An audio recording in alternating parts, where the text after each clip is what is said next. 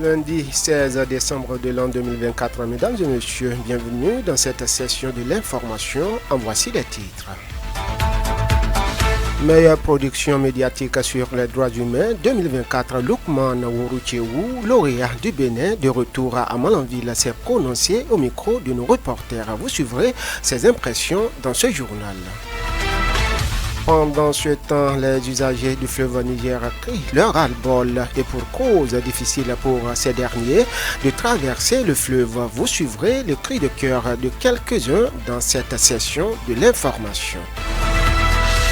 Et puis, la situation préoccupe plusieurs citoyens en cette période de fin d'année. Il s'agit de la multiplicité des cas d'accidents en cette période. Pendant que plusieurs parlent d'un bilan annuel, d'autres estiment qu'il a des comportements à adopter pour l'éviter. On en parle dans ce journal. D'autres nouvelles seront également au rendez-vous, sans oublier à la boucle la revue de presse nationale, une présentation de Lukman Worochewu. Bonjour et bienvenue à tous. Sota Midi Magazine, le point de l'actualité de la journée sur ta radio. Sota FM, c'est maintenant et tout de suite. Bonjour à tous. Bonne nouvelle pour la radio Sota FM de Malanville et la presse béninoise en général. Lukman Worochewu, rédacteur en chef de la radio Sota FM de Malanville, remporte le premier prix de meilleure production médiatique sur les droits humains 2024. L'initiative émane de Amnesty International et le projet RCDH. Il a reçu ce premier prix mardi 10 décembre dernier à Cotonou à l'occasion de la célébration de la Journée internationale des droits humains. Et ceci est une reconnaissance de l'engagement franc d'un journaliste en faveur des droits de l'homme par Amnesty International. Suivez Lukman Worochewu pour ses impressions. Les impressions sont les plus agréables. Savoir qu'on a réussi à décrocher la première place au plan national face à d'autres médias, à d'autres organes de presse. Voilà, nous avons réussi à nous positionner premier dans le cadre de ce concours organisé par Amnesty International sur les droits humains, meilleure production donc médiatique sur les droits humains, et c'est à l'occasion de la Journée internationale des droits de l'homme célébrée tous les 10 décembre de chaque année. Et voilà, c'est une grande joie de savoir que nous avons été distingués à cette occasion. Impression de joie, mais à la fois de défi, et en même temps tenu le cap, savoir que nous n'allons pas rester les bras croisés. Tout le monde, que le premier vienne de Malanville, c'est à l'honneur de toute une communauté. Le défi est grand. Nous allons continuer par travailler à toujours satisfaire notre communauté, et c'est la preuve en fait que à Sota FM il y a du sérieux qui se fait. La communauté peut nous faire confiance, nous allons toujours les servir ce qui est de bon, nous n'allons pas verser dans la chasse au scoop pour biaiser parfois le travail, et donc c'est rassurer toute la communauté que oui, nous faisons quelque chose de bon qui respecte la déontologie de la presse béninoise et même de la presse internationale. Profitant de ce canal, Lukman Worochewu appelle tous les journalistes au travail. Il remercie cependant sa rédaction de Sota FM et la population de Malanville et la Liborie en général. Lukman Worochewu, rédacteur en chef de la radio Sota FM, qu'on écoute.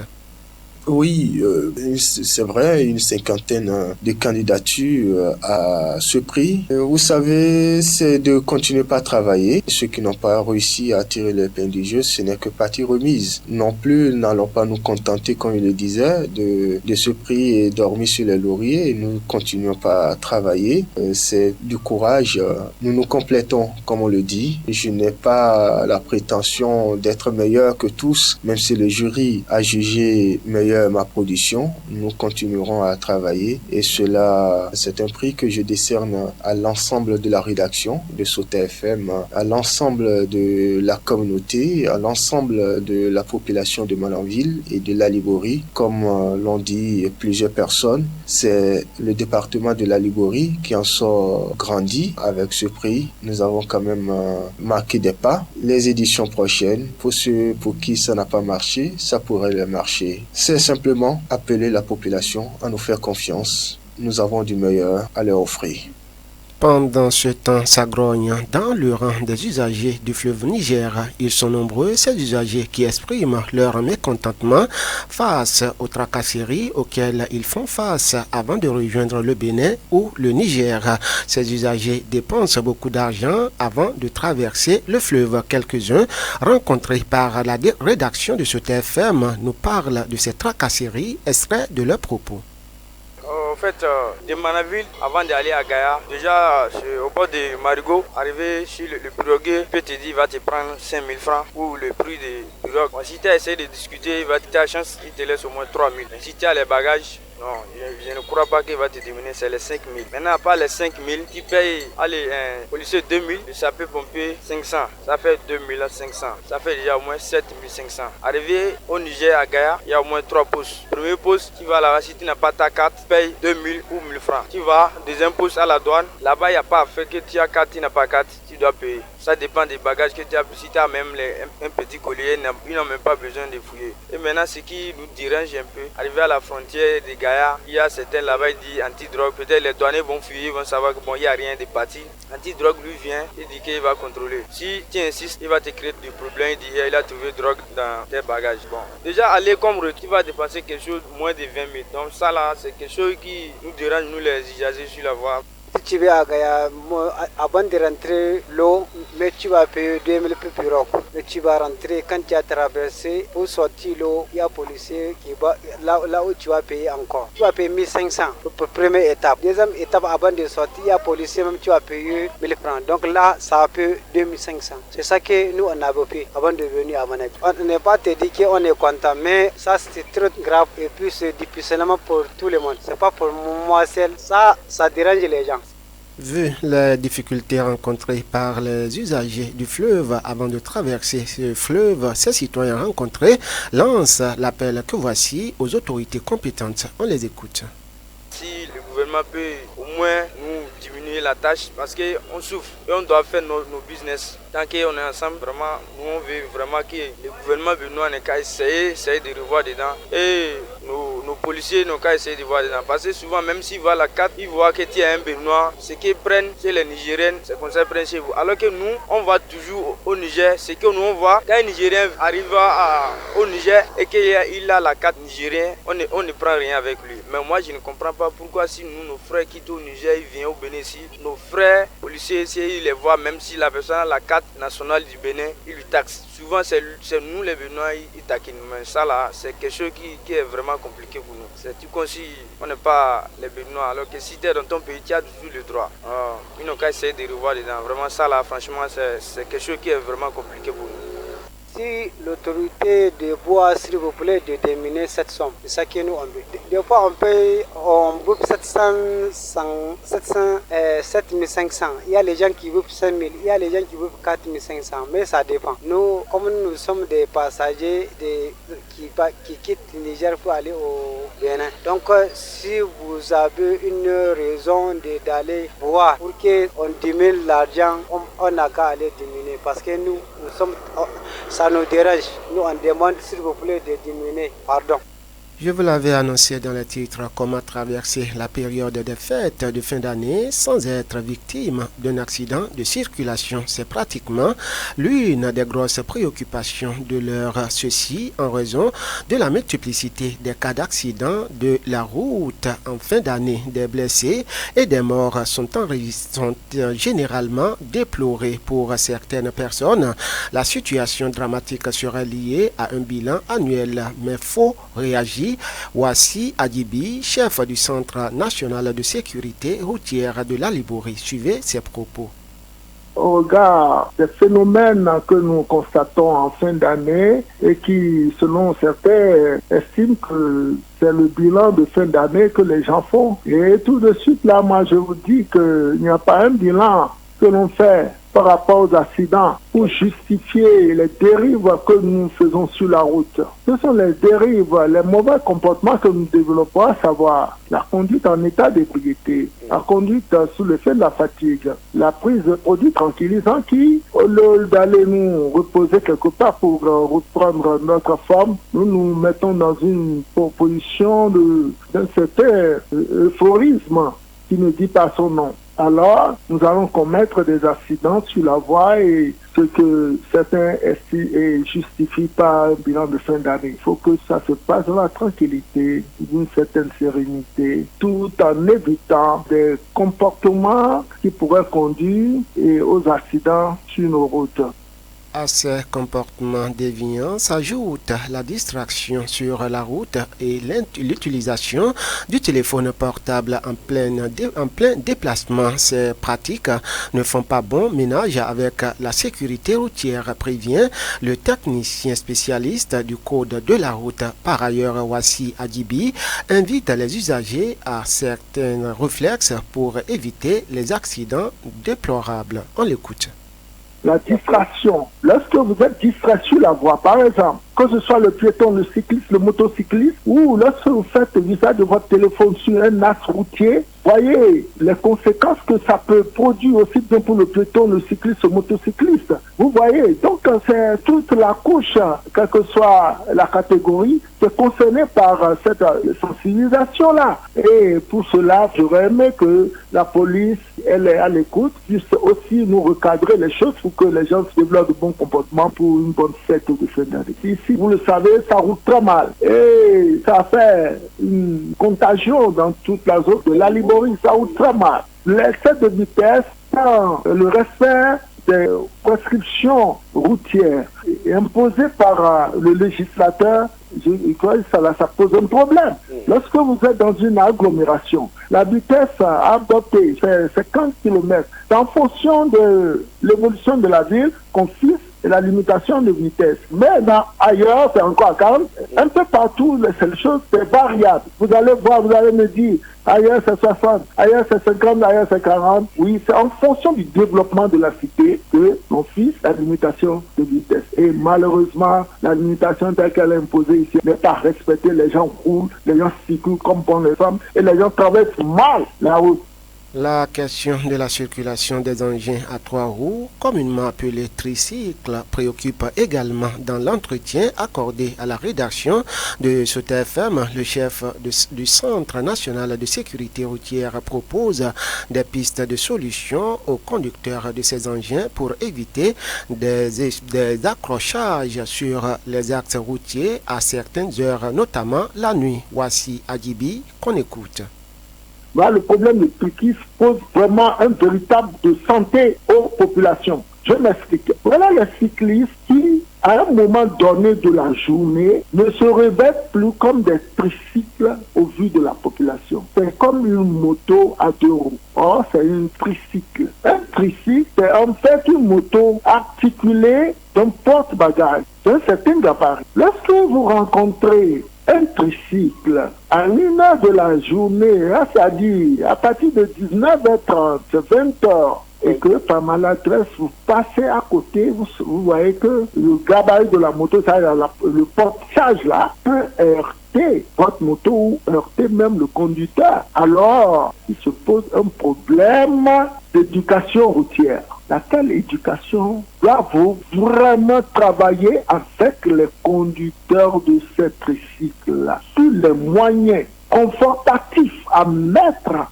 sur le portage et même sur des parties sensibles de leur moto, de leur tricycle, pour permettre aux usagers venant en face ou venant de derrière de savoir que le matériel roulant que j'ai en face ou devant moi n'est pas une simple moto. Alors, les gens doivent pouvoir faire quoi? Ils doivent pouvoir mettre les bandes réflectorisantes.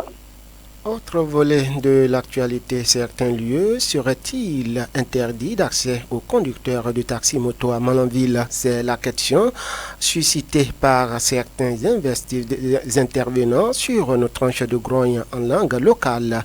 Ce lundi matin, plusieurs ont dénoncé une prétendue restriction de mobilité imposée par les forces de défense et de sécurité aux conducteurs de taxi-moto communément appelés Kabu-Kabu ici à Malanville. La quête de l'information, la rédaction de Sota FM, une équipe de la rédaction de Sota FM est descendue sur le terrain pour s'enquérir de la réalité. Il ressort du constat fait sur le terrain qu'aucune restriction n'a été imposée, mais plutôt une délimitation de zones pour assurer la sécurité aux abords du fleuve. Cette orientation ne serait pas observée par certains usagers tels que le décrit ici cet usager rencontré sur place ici à Malanville. Je lance cet appel donc à l'endroit de tous mes amis Kabu-Kabu de respecter les forces de l'ordre. Ils sont là pour notre sécurité, ils sont là pour notre propre bien, donc nous devons les respecter. Nous sommes dans le Dendiganda et le Dendiganda est un Dendiganda de paix. Pour cela, je veux vraiment à ce que tous les Kabu-Kabu se mettent en uniforme et accompagner les forces de l'ordre.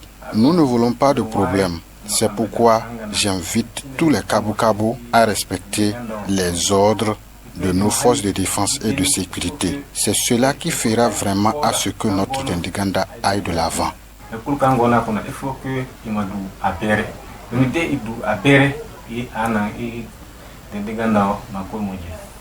Profitant de notre canal, ce conducteur lance un vibrant appel à ses conjoints de respecter les forces de défense et de sécurité qui nous protègent aux abords du fleuve. Je vous invite à suivre un extrait de ses propos.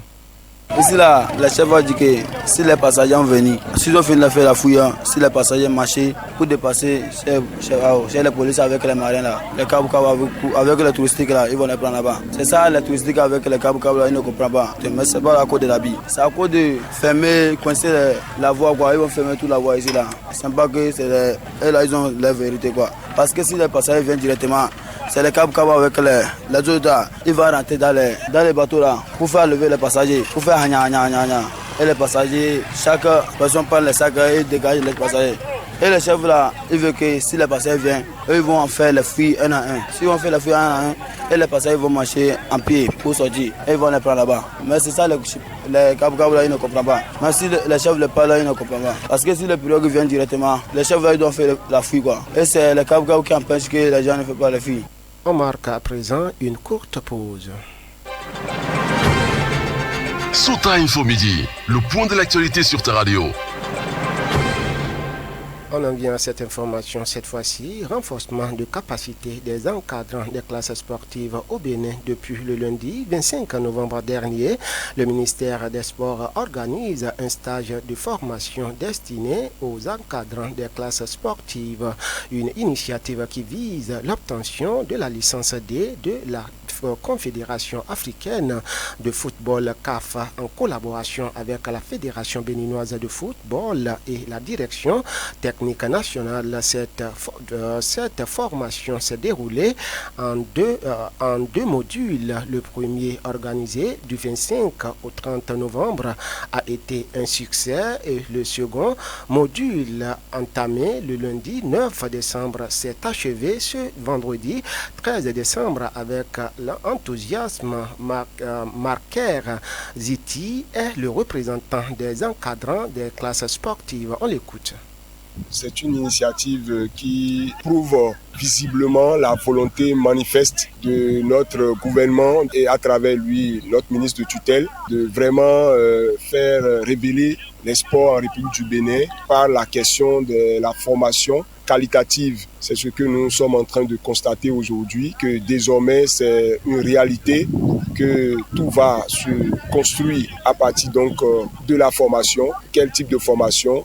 Formation suffisamment qualitative. Et c'est ce que nous sommes en train de voir ici. Je vous assure, il faut être dans ce couvent pour comprendre en réalité que il y a du sérieux. Les instructeurs que nous avons sont des instructeurs hors pair. Ils sont vraiment, ils nous donnent assez de notions nouvelles qui cadrent bien avec le football moderne. Nous réalisons que tout ce qui se fait ici en adéquation avec, non seulement avec nos réalités africaines, réalité béninoise, et ensuite ça cadre, ça entre vraiment dans la droite ligne du football moderne aujourd'hui. Et nous recevons vraiment des formations de qualité, que ce soit en théorie et en pratique. La planification de l'apprentissage moteur chez les jeunes footballeurs de 5 à 12 ans, la posture de l'éducateur, les formes de pratique adaptées et les règles éducatives de vie et de jeu. Ce sont là les thématiques clés abordées au cours de cette formation. Une formation qui contribuera à renouveler le football béninois, se réjouit Adolphe Ogugnon, directeur technique national. Un certain nombre d'entraîneurs de talent pour lesquels il faut appuyer l'action de formation que nous avons entamée, c'est-à-dire ceux qui sont en D que nous avons détectés comme futurs entraîneurs de talent, on puisse les encourager et les amener d'abord dans un premier temps vers la C, je pense assez rapidement, et vers la B un peu plus tard, avant de pouvoir envisager la licence A que nous sommes en train de préparer en ce moment, vu qu'on vient d'intégrer le programme, la convention CAF des formations d'entraîneurs. Bon, le groupe réagit bien, apprend très vite, et nous, notre objectif, c'est de leur mettre suffisamment de pression pour qu'ils puissent progresser et assimiler rapidement les choses, parce que le métier d'entraîneur ou d'éducateur sportif, il faut prendre souvent il faut prendre des décisions très vite. Et c'est le contexte dans lequel nous les avons mis. La formation est très soutenue, le rythme est très élevé, est soutenu, et il a fallu que chaque stagiaire puisse se l'approprier. Et nous pensons, sur les séances que nous avons vues, le nécessaire a été acquis, a été compris, et que bientôt, ils seront certifiés, je pense pour la plupart, et que bientôt, au moment où ils seront certifiés, c'est la capitalisation qu'ils vont faire, non pas du diplôme, mais de la formation qu'ils viennent d'obtenir. Sinon, nous pensons que pour nous, ici au Bénin, le vivier, il est existant et il est important. C'est aussi qu'on se donne le temps de pouvoir toucher tous les éducateurs, tous les entraîneurs concernés, en particulier ceux qui sont déjà en situation d'entraîner. Pour le directeur départemental des sports de l'OME, l'introduction des classes sportives par le gouvernement contribuera à relever le niveau du sport au Bénin. Félicien Hunkarin, qu'on écoute.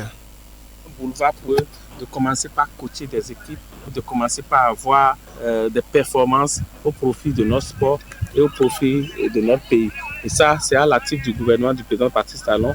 Et nous serons derrière eux pour que tout ce qui a été reçu ici soit véritablement transmis et soit observable dès que nous allons commencer les compétitions l'année prochaine avec les enfants qu'ils encadrent. Nous verrons effectivement la différence entre ceux qui n'ont pas pu recevoir encore cette formation et eux qui l'ont reçu. Quelle est la différence et quelle est la performance du jeu? On installe à présent les informations hors de nos frontières. Ce sera avec vous, Zulkifil Lona. Bonjour. Bonjour, Ousmane Tiniola. En Guinée, vous nous dites l'épouse d'Habib Marouane Kamara en appel au chef de l'État suite à l'enlèvement d'un journaliste. Dans une lettre adressée au président de la transition, Mariama Lamara Diallo, compagne d'Habib Marouane Kamara, journaliste enlevé à Conakry le 3 décembre 2024, en appel à Mamadi Doumbia après avoir frappé à toutes les portes en vain pour avoir les nouvelles de son cher époux, car des témoins de l'enlèvement soutiennent que ce sont des gendarmes qui ont kidnappé le reporter. Ce ne sont pas des assaillants, ce ne sont pas des gens venus d'ailleurs, souligne-t-elle sur RFI. Conflit dans l'est de la République démocratique du Congo. Le sommet prévu entre le Rwanda et la République démocratique du Congo est annulé, vous nous dites.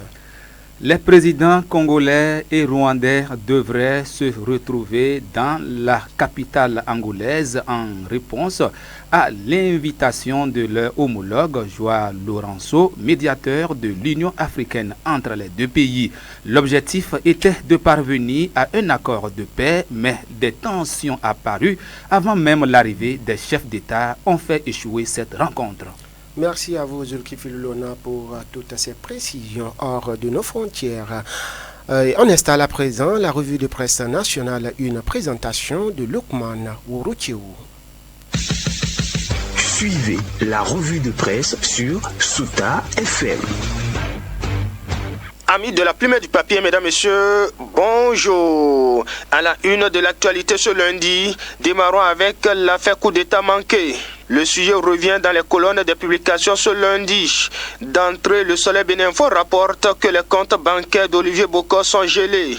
L'homme d'affaires soupçonné d'être impliqué dans l'affaire présumée coup d'État manqué, ainsi que dans des affaires de blanchiment de capitaux, de corruption d'argent public, fait face à de nouvelles menaces coercitives, selon le journal qui note qu'alors que tous les regards sont tournés vers la Cour constitutionnelle qui doit se prononcer sur le recours en inconstitutionnalité déposé par les avocats de l'homme d'affaires Olivier Bokor et de son co-accusé Osvaldo Meki, ce sont ces comptes qui sont gelés. Mais cette sanction ne concerne pas uniquement Olivier Bokor, puisque rapporte le Télégramme, les comptes de son beau-frère Roch Nieri sous mandat d'arrêt international sont également bloqués.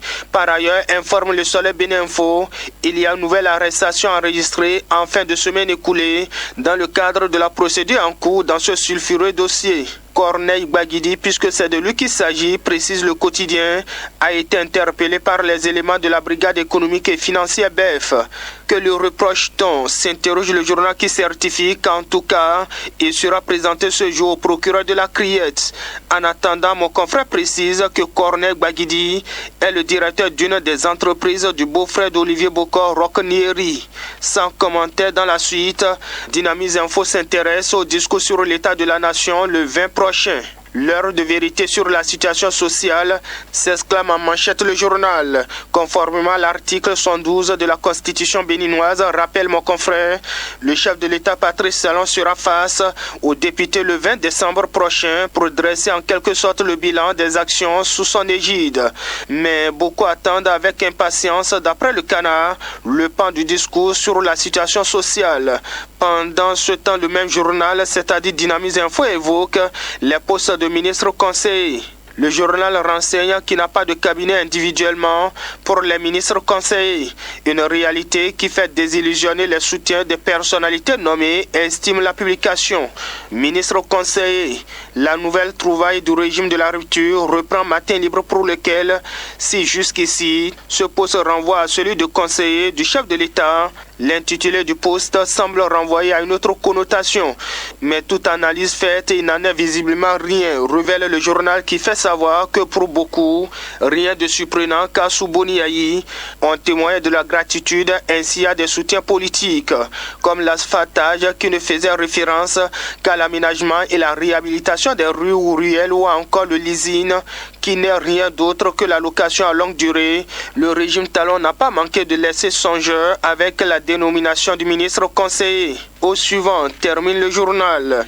Et dans le reste, Cotonou Label s'affirme.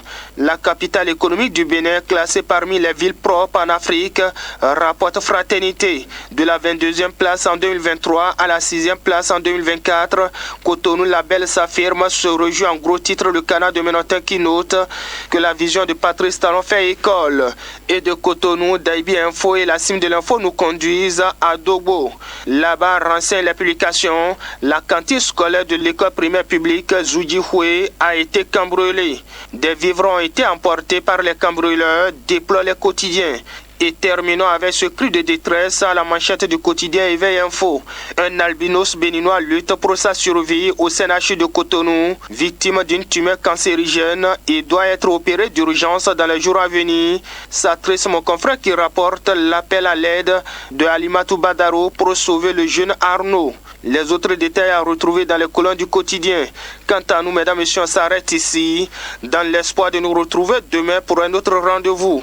Fin de cette revue. Merci de m'avoir suivi. À demain. C'était la revue de presse sur Sota FM.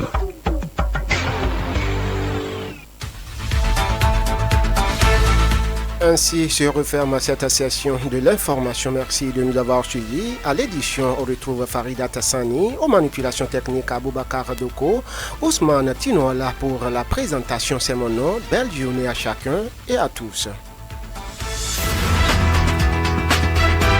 C'était Sota Midi Magazine, le rendez-vous informatif de la mi-journée sur Sota FM.